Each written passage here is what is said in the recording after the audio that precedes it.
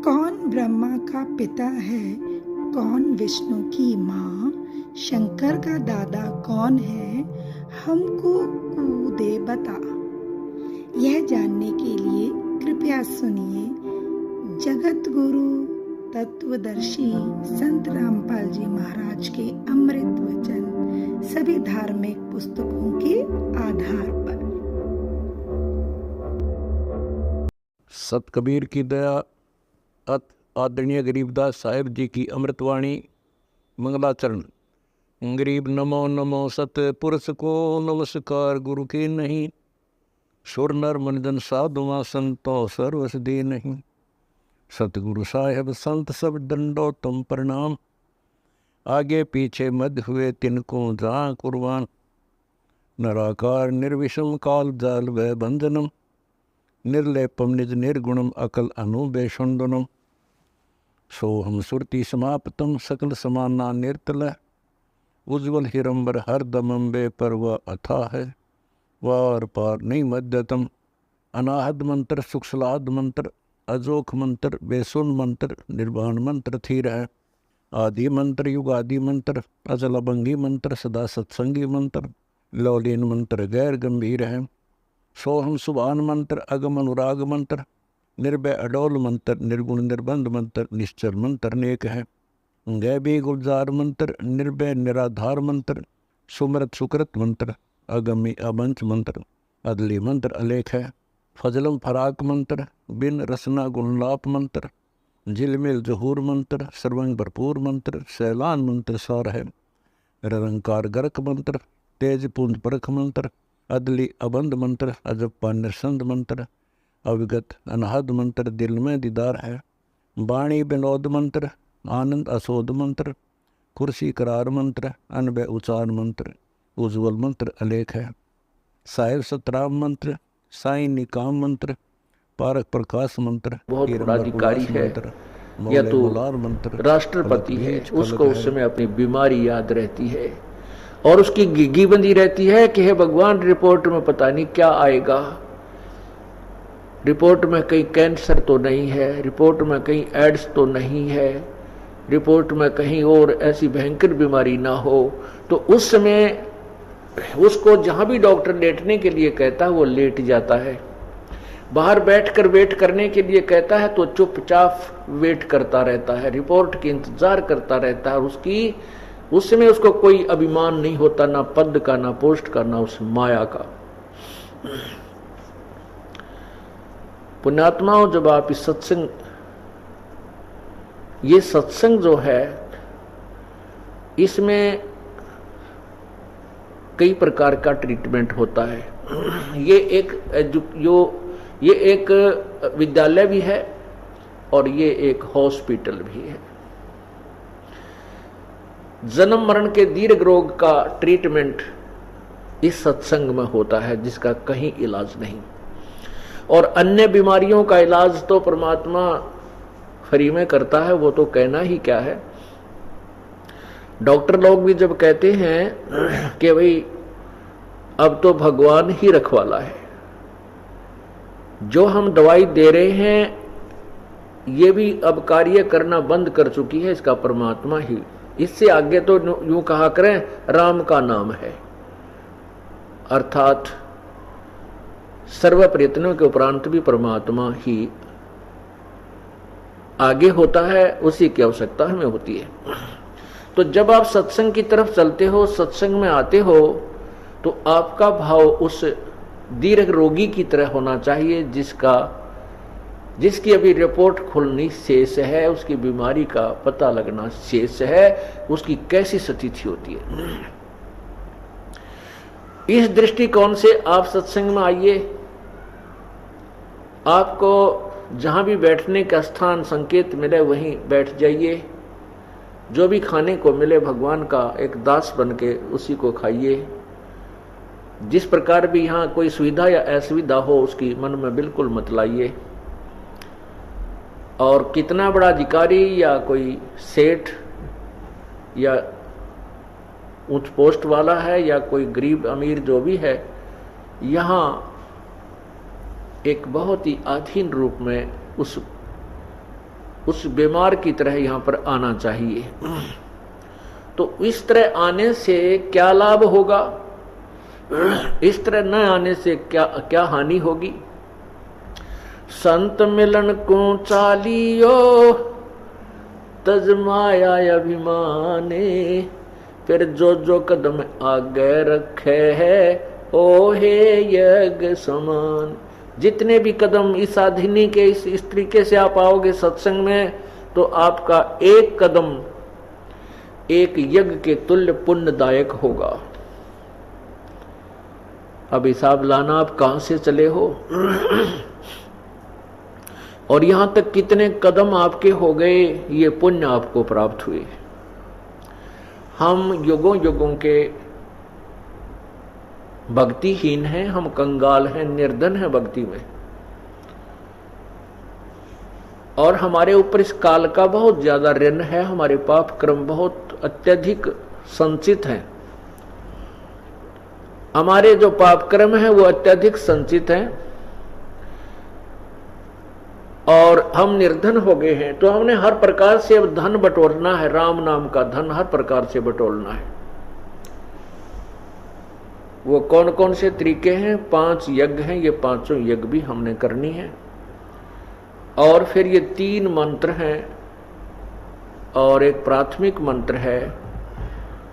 इन सभी की हमने दिहाड़ी करनी है, मजदूरी करनी है, अर्थात इनकी साधना करनी है। तब हम उस परमपिता परमात्मा को प्राप्त कर सकेंगे और उस साधना से हम साहूकार होंगे और योग के बल से, भक्ति की शक्ति से हम सतलोक जा सकेंगे। उस धन से हम वहां जा सकेंगे, क्योंकि उसमें हमने सबका यहां अकाउंट क्लियर करना है। इस शरीर के अंदर यहां तक पूरे हमारे कमल बने हुए हैं, जिसमें मूल कमल के अंदर श्री गणेश जी, मूल कमल से 2 उंगल ऊपर स्वाद कमल होता है, स्वाद चक्र भी बिल्कुल बोलते हैं उसको, सावित्री ब्रह्मा जी, उस नाभि के पीछे नाभि कमल कहलाता है, उसके अंदर भगवान विष्णु और लक्ष्मी जी, और हृदय कमल में विष्णु और भगवान शिव और पार्वती जी, और कंठ कमल में यहाँ पीछे की ओर रीढ़ की हड्डी के अंदर की तरफ, बैकबोन के अंदर की साइड में यहाँ दुर्गा यानी शेरा वाली का कमल है। तो हमने वो साधनाएं करके इनसे पार होना है, आगे चलना है। सहस्रार कमल के अंदर ये ज्योति निरंजन है।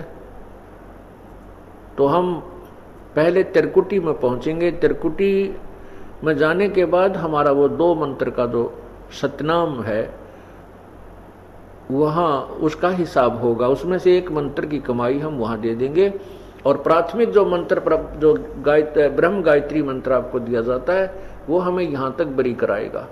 ब्रह्मा जी, दुर्गा जी, शिव जी और विष्णु भगवान और ब्रह्मा और गणेश जी के लोकों से हमने पार कराएगा।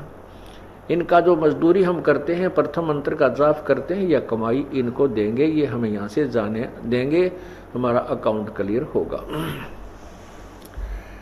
और फिर त्रिकुटी पर जाकर के हमने ये जितने यज्ञ हम कर रहे हैं और ये ओम नाम का जो जाप सतनाम के अंदर है, उसकी कमाई हम त्रिकुटी पर जाकर इस ब्रह्म ज्योति निरंजन को दे देंगे, जिसने गीता जी का ज्ञान हमें दिया है। और वो खुद कहता है गीता जी के 18वें अध्याय के 66वें श्लोक में कि सर्वधर्मान परित्यज्य माम एकम शरणम व्रज अहम त्वा सर्व पापेभ्यो मोक्षामि मा शुच। गीता ज्ञानदाता भगवान कहता है कि तू मेरे लेवल की जितनी भी साधनाएं हैं वो मुझ में छोड़ दे, धार्मिक जितने कर्म तूने किए हैं मेरे सत्र के, वो मेरे में छोड़कर फिर उस एक सर्वशक्तिमान की शरण में व्रज माने जा, तब मैं तुझे सब पापों से मोक्ष कर दूंगा, तू चिंता मत कर। इसी का समर्थन गीता जी अध्याय 18 का श्लोक 62 में कहा है। गीता ज्ञानदाता कहता है कि हे भारत, तू सर्वभाव से उस परमात्मा की शरण में जा, जिसकी कृपा से तू परम शांति और शाश्वत स्थान अर्थात सतलोक को प्राप्त होगा। गीता जी के अध्याय नंबर 15 के मंत्र 4 में कहा है कि जब तुझे तत्वदर्शी संत मिल जाए उसके बाद उस परम पद परमेश्वर की, उस परमेश्वर के तत्ब्रह्म यानी परम अक्षर ब्रह्म के उस परम पद की खोज करनी चाहिए, जहां जाने के बाद ये साधक लौटकर फिर संसार में नहीं आते। और गीता ज्ञान दाता कहता है कि जिस परमात्मा ने सारे ब्रह्मांडों की रचना की है और मैं भी उसी की शरण में हूं, गीता ज्ञान दाता कह रहा है।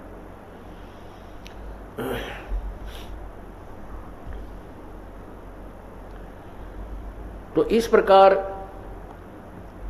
सतनाम का जो दूसरा मंत्र होता है, ये 2 अक्षर का होता है सत्यनाम। तत् है वो तत् सांकेतिक है, जिन्होंने दूसरा मंत्र प्राप्त है उनको पता है। तो उस दूसरे मंत्र की जो कमाई हम आगे देंगे, जो परब्रह्म के लोकों को पार करेंगे। और तीसरा मंत्र जो सार नाम है वो हमें सतलोक में स्थायी स्थान दिलाएगा, उसकी कमाई सतलोक में ले जाएगी।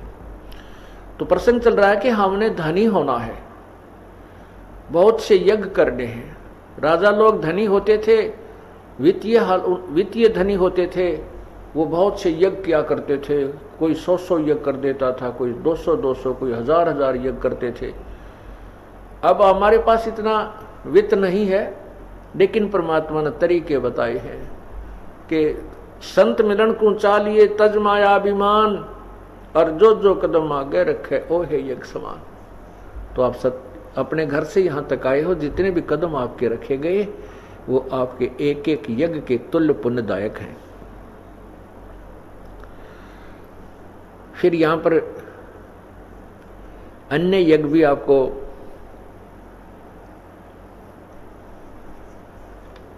करवाई जाती हैं आपसे, जैसे ये ज्ञान यज्ञ चल रहा है और यहां पर हवन चल रहा है परमात्मा का। जितने भी पाठ भगजन करवाते हैं, प्रत्येक भक्त की एक एक ज्योति यहाँ अलग से जगाई जाती है, जो 3 दिन या 5 दिन या 7 दिन, जितने दिन भी ये सत्संग चलता है वो अखंड जगती रहती है। वो हवन होता है। हवन को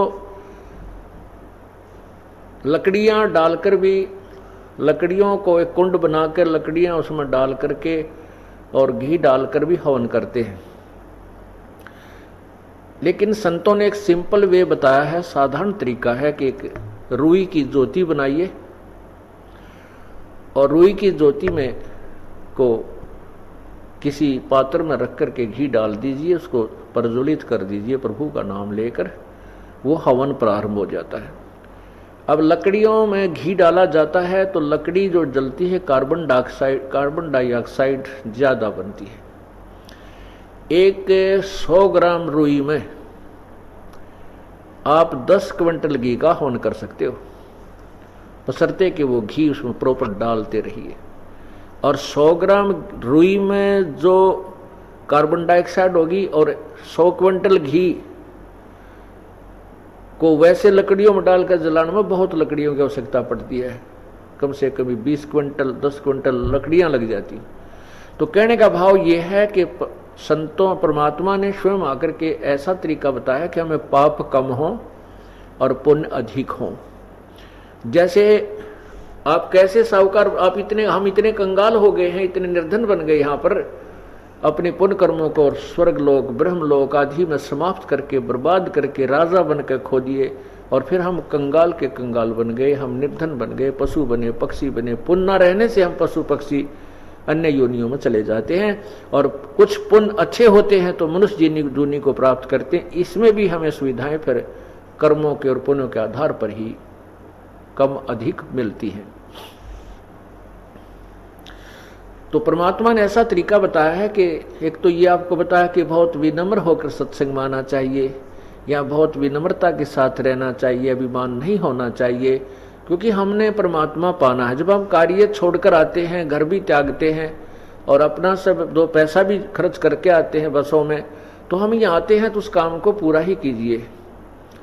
जैसे बच्चा स्कूल जाता है विद्यालय में और वो वहाँ विद्यालय के नियमों का पालन भी ना करता हो और पढ़ाई भी नहीं ठीक कर रहा है तो वो फेल हो जाएगा।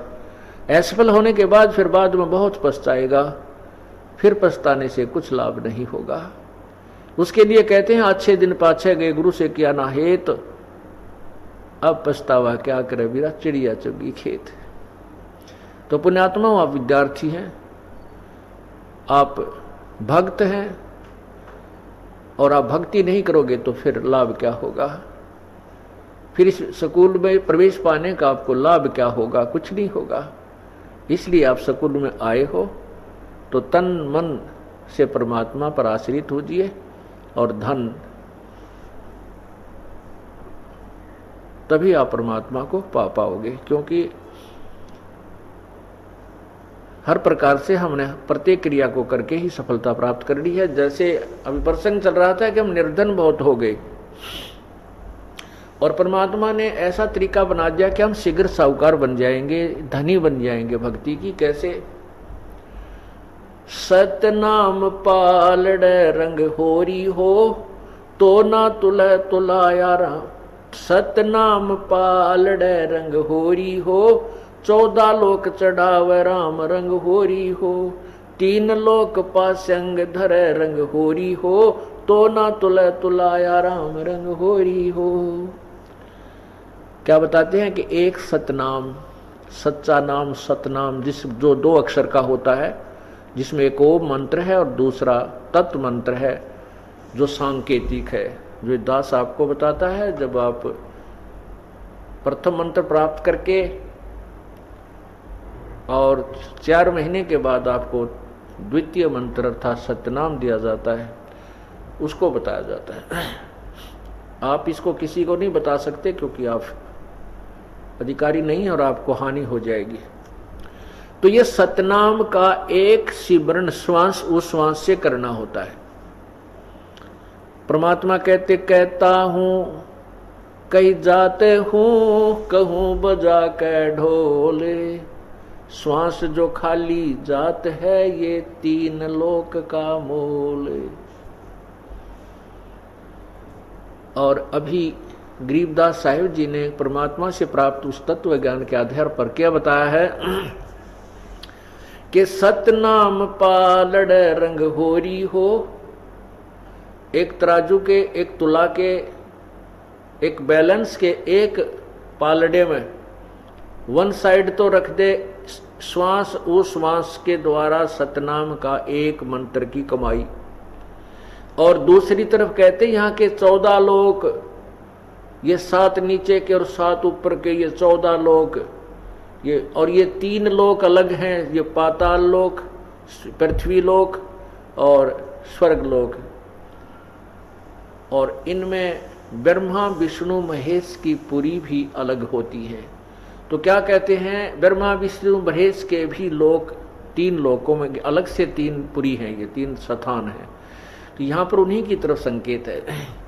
कहते हैं कि उस एक तरफ तो श्वास, उस श्वास का एक सिमरन सतनाम का, यानी अधिकारी संत से प्राप्त करके उसकी कमाई रख दे, और दूसरी तरफ 14 लोक चढ़ा दे और 3 लोक पासंग धरे।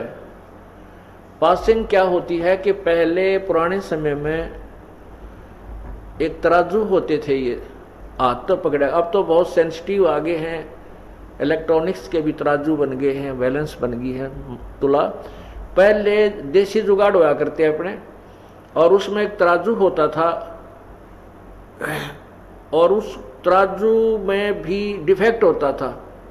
पासिंग बोले डिफेक्ट हो उसमें, उस डिफेक्ट को ठीक करने के लिए, बैलेंस बनाने के लिए जो सामग्री तोला करते थे, जैसे कोई चने तोला है, गुड़ तोलता है या खांड तोला है, तो उसी में से कुछ उठाकर उस साइड में रख लेते थे जिस साइड में वो डिफेक्ट था, उसको लेवल करने के लिए, बैलेंस करने के लिए, इक्विवेलेंट करने के लिए। और उसी साइड में फिर बट्टे रखा करते, बाट, और दूसरी तरफ फिर वो कणक या जो भी तोलना है उसको तोला करते थे। कहने का भाव यह है कि जो वो पासिंग डिफेक्ट करने के लिए रखा करते, वह तो कोई कीमत नहीं होती, वो तुम ही गिरा करते ठा करके। तो यहाँ क्या बताना चाहते हैं कि एक सतनाम की कीमत इतनी है, जिस विधि से हम बताते हैं तुम कितने साहूकार बन जाओगे। सतनाम एक पालड़े रंग होरी हो, 14 लोक चढ़ावे राम रंग होरी हो। 3 लोक पासंग धरे रंग होरी हो, भाई तो न तुला तुलाया राम रंग होरी हो। तो भी वो पलड़ा भारी रहेगा। कौन सा? जो एक श्वास उस श्वास का सिमरण है। अब आप देख लेना आप कितना सुमन करते हो और फिर भी रह जाते हो। इसका मतलब है कि हमारे ऊपर बहुत ज्यादा ऋण है, बहुत ज्यादा ऋण है। असंख्य युग हो गए हमने यहाँ इस काल के जाल में फंसों को, और काल ये ऐसा चतुर है कि हमारे पुण्यों को बहुत शीघ्र बर्बाद करवा देता है, कोई न कोई कारण बनवा देता है। और फिर हम जैसे थे उसे फिर हो जाए। उसके लिए सावधान रहना होगा। हमने अपने पुण्यों को कहीं नहीं बर्बाद करना है।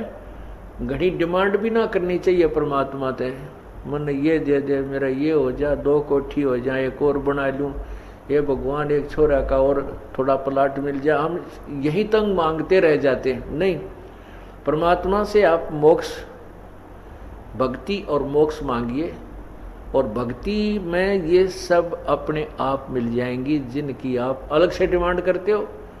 जैसे किसान गेहूं बीजता है और उस किसान के पास अपना कोई पशु भी नहीं है, ट्रैक्टर से सारा काम कर रहा है, तो गेहूं बीजेगा किस लिए? कि वो अपने परिवार का पेट भरे। प्रथम तो उसने अपने परिवार की और अपने जो है जीवन रक्षा के लिए गेहूं की आवश्यकता है। उससे बचेगा जो सामग्री तो उसको बेचकर अपना अन्य काम वो करेगा। तो इसी प्रकार जैसे गेहूं बीज दिया, उसका उद्देश्य था अपनी रक्षा करना, अपना पेट भरना, परिवार का पेट भरे उस अन्न से। लेकिन गेहूं वो अन्न बनने से पहले भूसा पहले बनता है। वो भूसा जो बनता है, तूड़ा, वो पशुओं का चारा तो फ्री में बनता है, धक्के तो बने अपने आप बनता है। वो तो बाई प्रोडक्ट है उसका, किसका? कनक का, गेहूं का। इसी प्रकार यदि हम मोक्ष उद्देश्य से भक्ति मांगते हैं प्रभु से, तो उस भक्ति के अंदर यहाँ के तुमने जो ठाठ बाट की आवश्यकता है वो तो आप मिलेंगे, बिना मांगे मिलेंगे। वो तो भूसा है यहाँ का। कोई बात नहीं, अभी ज्ञान नहीं है क्योंकि हम बहुत सताए हुए हैं दुखों के। तो उसके लिए कुछ तो परमात्मा अपने आशीर्वाद से तुम्हें एडवांस लाभ दे देता ताकि आपकी श्रद्धा कबीर परमेश्वर में बने कि ये भगवान है। उसके बाद फिर कहता है कि पुत्र अब तुम खुद करो, बेटा बेटी अब तुम साहूकार बनो, तुम स्वयं मेहनत करो, इस नाम का जाप करो, इस तरह धर्म करो, ये पुण्य करो। तो जैसे कोई ज्यादा कहता है मुझे ऐसी तकलीफ है, मैं ऐसा है, तो हम कहते हैं तुम एक हवन के लिए, ज्योति के लिए संकल्प करो। इसी को कहते हैं आप पाठ के लिए संकल्प करो, क्योंकि हम अपने आशीर्वाद, परमात्मा अपने आशीर्वाद से तो आपको देता ही देता, उसके बावजूद भी आप इतने वीक हो चुके हो कि फिर भी उभरते उभरते समय लग रहा है। तो उसको कवर करने के लिए वो आपको बताया जाता है कि ऐसा कर दीजिए। लेकिन जो कहते हैं बिन इच्छा जो देत है सो दान का हवे, और फल बाँचे नहीं तास का वो अमरापुर जावे। जैसे आप पुण्य करते हो या हवन के लिए, कोई भी ज्योति के लिए जो दान करते हो, ये सबसे उत्तम बताया है कि कोई बिना डिमांड के करना चाहिए। इसमें दोनों फल मिलते हैं। यदि हम किसी डिमांड की कोई परमात्मा से मांग करके जो पुण्य करते हैं वो काम तो हो जाता है, लेकिन वो पुण्य बराबर हो गया, उस पुण्य के प्रतिफल में आपने ले लिया। और बिन इच्छा जो देते सो दान का हवे, फल बाँचे नहीं तास का वो अमरापुर जावे। जो दान आप करते हो सब इच्छा से, कर्तव्य समझकर, जैसे गीता जी के 3रे अध्याय में लिखा है कि जो व्यक्ति परमात्मा के दिए हुए उस धन में से जो दान नहीं करता वो तो पापी, एक पाप खाता है। इसलिए हमारा परम कर्तव्य है कि हम कुछ पुण्य करें, यज्ञ करें। तो उसके लिए हमारा परम कर्तव्य समझ करके हम जो पुण्य दान जो भी करते हैं, पाठ आदि करवाते हैं, उसका फल दोनों लाभ देता है। वो आपके जो काम अड़े हुए हैं उनको भी सेट करता है, क्योंकि आपने बिन इच्छा एक कर्तव्य समझकर दान पाठ आदि करवाया है, और आपको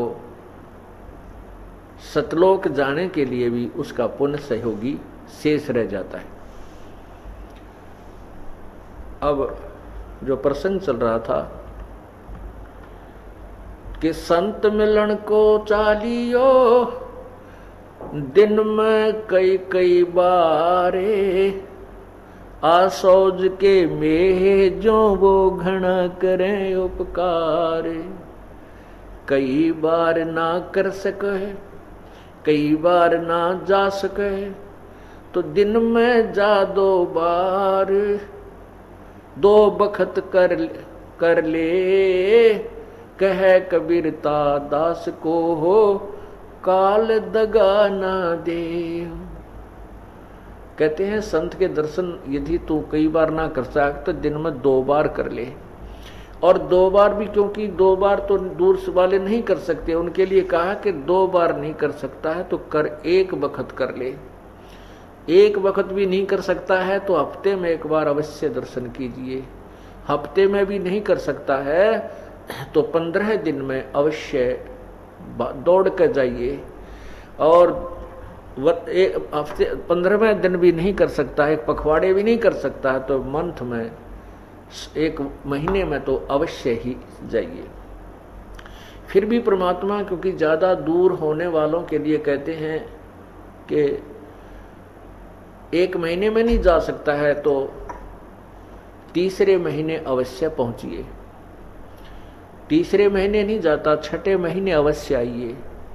6ठे महीने भी नहीं जाता तो 1 वर्ष में अवश्य संत के दर्शन कर लीजिए।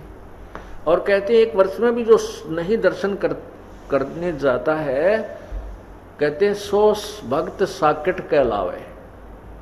1 वर्ष में भी अपने गुरुदेव के दर्शन के लिए नहीं आता है तो उस भक्त नहीं है, उसमें कोई भक्ति नहीं है, वो साकेट कहलाता, अर्थात वो उपदेशी नाम युक्त नहीं है।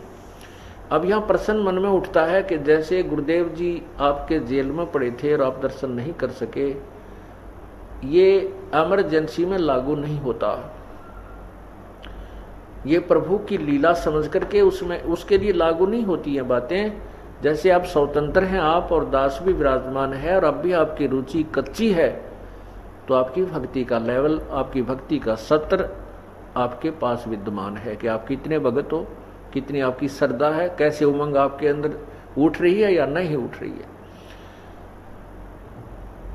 उतनी ही लगन से आप यहाँ आ रहे हो तो उतना ही आपके अंदर प्रभु का प्यार है, आपकी श्रद्धा है।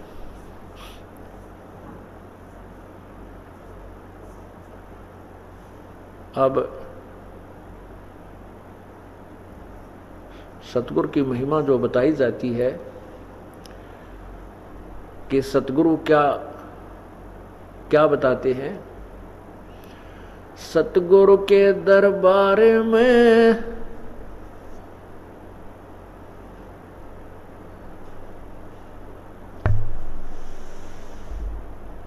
सतगुरु के दरबार में जाइयो कई 1 बारे, भाई भूली वस्तु याद दिलावे हैं सतगुरु दातार। सतगुरु के दरबार में जाइयो बारंबार, एक ऐसी भूली वस्तु याद दिलावे सतगुरु हैं दातार। हम क्या भूल गए? राम नाम सौदा करो, राम नाम निज सार है, राम नाम निज मूले, राम नाम सौदा करो भाई, राम नाम ना बोले।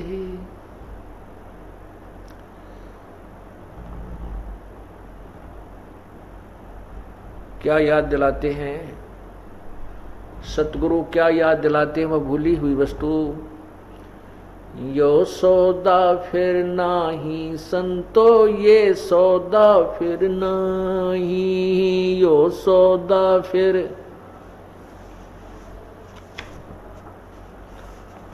यो सौदा फिर नाही रे संतो, यो सौदा फिर नाही, ये सौदा फिर नाही रे संतो।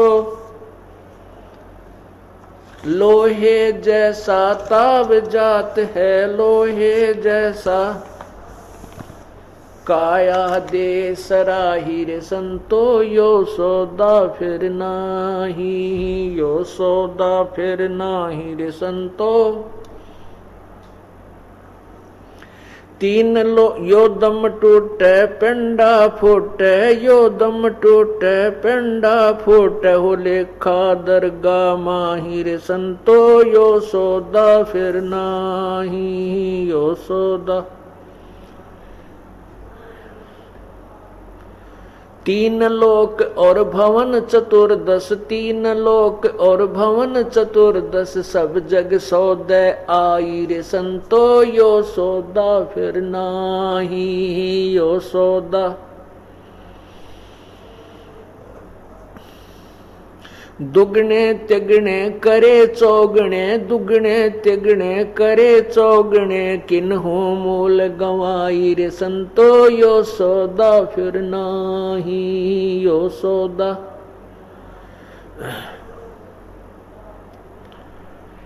यो दम टूटे पिंडा फूटे, यो दम टूटे पिंडा फूटे, हो लेखा दरगा माही रे संतो, यो सौदा फिर नाही, यो सौदा। उस दरगाह में मार पड़ेगी, उस दरगाह में मार पड़ेगी, जम पकड़ेंगे बाही रे संतो, यो सौदा फिर नाही, सौदा फिर। वादिन की मोह डरनी लागे, वादिन की मोह डरनी लागे, लज्जा रयक नाही रे संतो, यो सौदा फिर नाही, यो सौदा। नर नारायण देह पायक, नर नारायण देह पायक, फेर 84 जाही रे संतो, यो सौदा फिर नाही, यो सौदा। जा सतगुरु की मैं बलिहारी, जा सतगुरु की मैं बलिहारी, जो जामन मरण मिटाई रे संतो, यो सौदा फिर नाही, यो सौदा। कुल परिवार तेरा सकल कबीला, कुल परिवार तेरा सकल कबीला, मसलत एक ठराही रे संतो, यो सौदा फिर नाही, यो सौदा फिर। बांध पिंजरी आगे धर लिया, बांध पिंजरी आगे धर लिया, फिर मरहट को ले जाई रे संतो, यो सौदा फिर नाही, यो सौदा। अग्नि लगा दिया जद लंबा, अग्नि लगा दिया जद लंबा, फूक दिया उस ठाही रे संतो, यो सौदा फिर नाही, यो सौदा।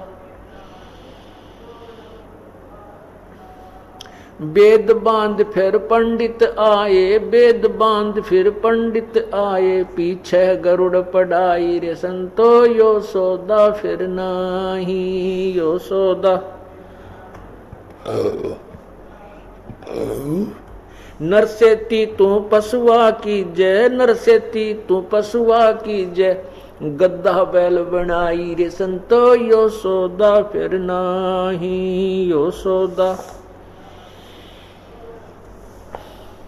ये 56 भोग कहाँ मन बोरे, 56 भोग कहाँ मन बोरे, कित कुरड़ी चरणे जाई रे संतो, यो सौदा फिर नाही, यो सौदा।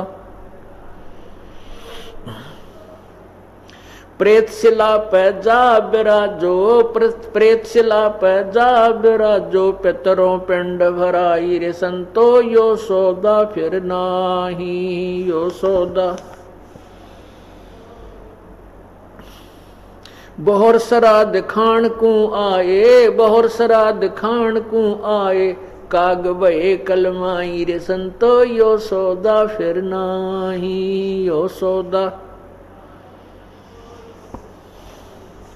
जय सतगुरु की संगत करते, जय सतगुरु की संगत करते, ये सकल कर्म कट जाई रे संतो, यो सौदा फिर नाही, यो सौदा।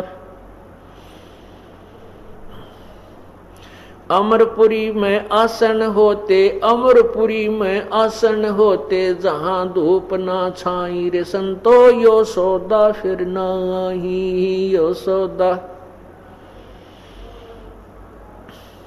सुरत नृत मन पवन पियाना, सुरत नृत मन पवन पियाना, शब्द शब्द समाई रे संतो, यो सौदा फिर नाही, यो सौदा। गरीबदास गलतान महल में, गरीबदास गलतान महल में, मिले कबीर गुसाई रे संतो, यो सौदा फिर नाही, यो सौदा। गरीबदास गलतान महल में, गरीबदास गलतान महल में, मिले कबीर गुसाई रे संतो, यो सौदा फिर नाही, यो सौदा। सत्साहिब। अब सत्संग के अंदर संत वो भूली हुई वस्तु को याद दिलाते हैं जिसके ज्ञान के बिना हम बहुत गलतियां कर जाते हैं और अनमोल मनुष्य जीवन को बर्बाद कर देते हैं। इस अमरवाणी में क्या बताया है, आदरणीय गरीबदास साहिब जी ने परमात्मा के दर्शन उपरांत जब प्रभु के से मिलन हुआ, परमेश्वर ने उनको तत्व ज्ञान बख्शा, उसके बाद उन्होंने उसी तत्व ज्ञान को अपने वाणी के माध्यम से, अपने वचन के माध्यम से निर्णायक तरीके से बताया है। क्या बताया है कि ये सौदा फिर नाही संतो, यो सौदा फिर नाही। अब कोई तो बिजनेस करता है किसी प्रकार का और उससे वो केवल सांसारिक यहाँ की सुविधाओं के लिए ही वो धन एकत्रित करता है और वो यहाँ से जब प्रस्थान करता है, इस लोक को त्याग कर वो दूसरे लोक में जाने की तैयारी करता है, उस समय वो सारे जीवन का जोड़ा हुआ धन उसका यही रह जाता है। तो ये भी सौदा अच्छा नहीं लगा। चाहे कोई राजा बना है, राजा की भी मृत्यु हो जाती है, राजा की मृत्यु हो जाती है, उसके सारे ठाठ बाट यही रह जाते हैं। ये भी सौदा ठीक नहीं जचा। कौन सा सौदा है? राम नाम निज सारे है, राम नाम निज मूले, राम नाम सौदा करो भाई, राम नाम ना भूले। अब कौन से राम का नाम जपे? अब ये भी हमने ध्यान रखना है कि कौन से राम के ऊपर की तरफ संकेत है। हाँ, राम जैसे सुबह के सत्संग में आपको बताया गया था, राम कहो, साहिब कहो, अल्लाह कहो, गॉड कहो, रब कहो, ये एक शक्ति बोधक शब्द है। मालिक कहो, स्वामी कहो। इसी प्रकार तीन लोक के राम हैं, ब्रह्मा विष्णु महेश। एक एक विभाग के राम स्वामी हैं, मंत्री हैं, भगवान हैं। रजोगुण विभाग के ब्रह्मा जी, सतोगुण विभाग के विष्णु जी और तमोगुण विभाग के शिव जी। इनके पिताजी एक ब्रह्मांड में राम हैं, जो ब्रह्मा विष्णु महेश से ऊपर समझो एक मुख्यमंत्री एक प्रांत में होता है। और पूर्ण परमात्मा समझो पूरी पृथ्वी का शासक हो, ऐसा जो उसमें शक्ति होती है, वो भी दूसरे भी स्वामी होते हैं, प्रभु होते हैं, राम होते हैं, उनमें शक्ति उतनी नहीं होती जितनी पृथ्वीपति में होती है। ऐसे ही कुल मालिक पूर्ण परमात्मा, पूर्ण ब्रह्म, परम अक्षर ब्रह्म राम में, यानी उस राम के अंदर जो शक्ति है वो अन्य में नहीं है। तो पवित्र गीता जी ने भी यही कहा है कि उस परमात्मा की कृपा से, उस परमात्मा की साधना से ही तो पूर्ण मोक्ष प्राप्त करेगा और तेरा जन्म मृत्यु का झंझट सदा के लिए समाप्त हो जाएगा। तो हम उस राम की तरफ संकेत करें। राम नाम निज सार है, राम नाम निज मूल, राम नाम सौदा करो, राम नाम ना फूल। कहते हैं लोहे जैसा ताव जात है, काया दे सराही, और दुगने तिगने किए चौगने किन्हु मूल गवाही। तीन लोक और भवन चतुर्दश सब जग सौदे आही।